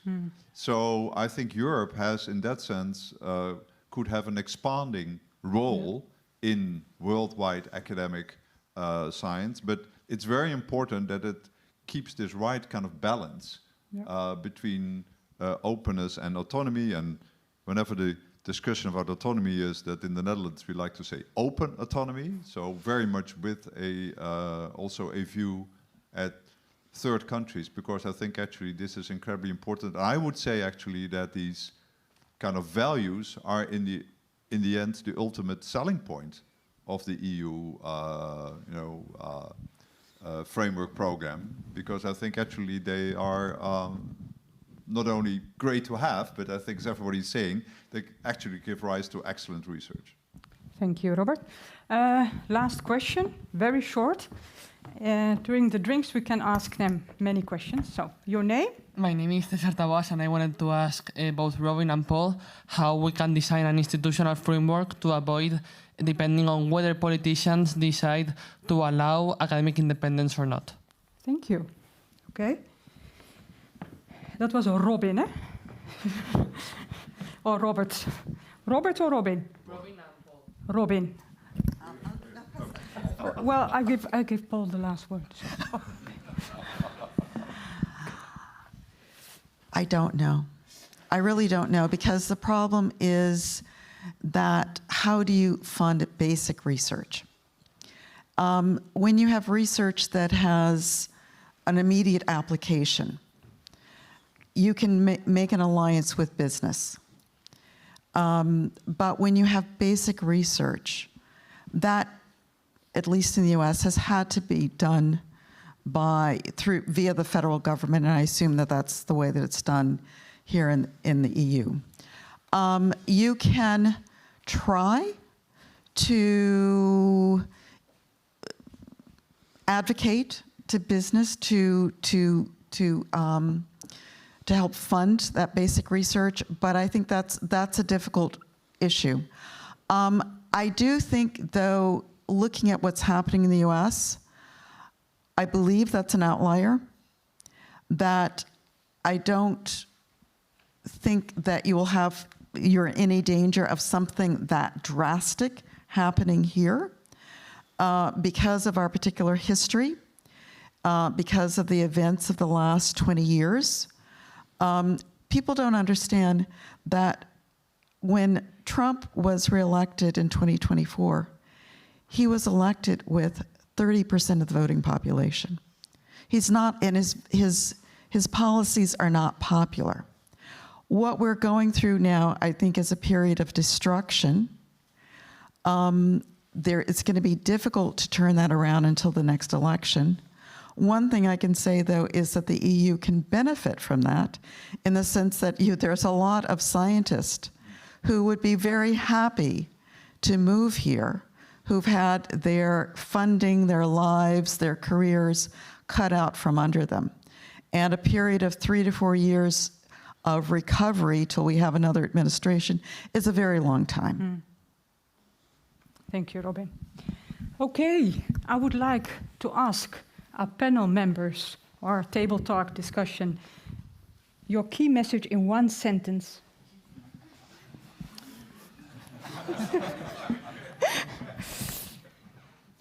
Well, yeah, in one sentence. I think it's good that we discuss what we expect politicians to do and rather not to do, and to behave better and not to politicize science. But there is also the task for us as scientists to think about what is our role and not to politicize science in a way that we actually open the door for politicians to interfere. Thank you. Okay, Casper. Yeah, I think stand up for science, connect to society, and find your allies. Thank you. That's very short.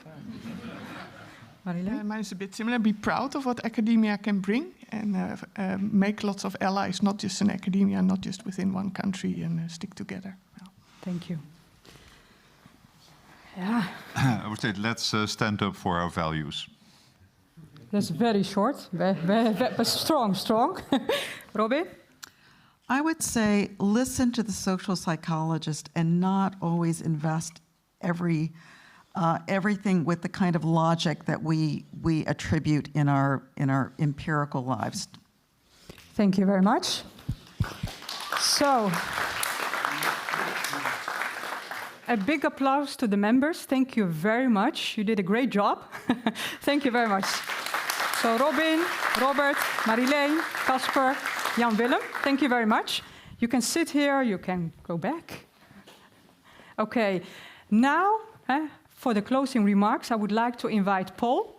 Paul, can you help me with closing this session with a key message in 2 sentences? 2 sentences. Please. Okay. Yeah. All right. Oh, wow. Can I have 3 sentences? No, I very much liked the stand up for your values thing. I think there's so many, this is very difficult to know what to do, but first and foremost, do stay true to the scientific enterprise. Let me say, I hate Steven Pinker's remarks about the monoculture and ideological diversity. What does that mean? There is a selection effect. Who becomes a scientist? It used to be true that the officer corps in the US military was much more Republican than the population at large. Nobody said we must have 50% Democrats among our army officers, right? It was the kind of person, but it's not true now, by the way, because our officer corps is actually very professional and intellectual, and they hate what's going on as much as I do. So it's a selection effect, and also what counts as ideological diversity? Should every biology department have someone who is a young Earth creationist on its rolls, right? So you should focus on values and process, not outcomes. It's about science. It's about certainly hiring decisions, promotion decisions should not be based upon someone who adheres to your political point of view, but it should be based upon science and upon contributions to science. So stay true to your values. Okay. Okay. Well, first of all, I would like to thank KNAW, NIAS, Marilène, Jan-Willem, Jan-Willem and Marlijn Ollen and the whole community of KNAW, NIAS. Thank you very much for your big welcome and inviting us, the hospitality. Thank you very much. I would like to thank everybody for being here with us. And of course, our members, all of you, thank you very much. And on behalf of the organizers, I would like to invite you for a drink. And then you can ask them any question. Thank you.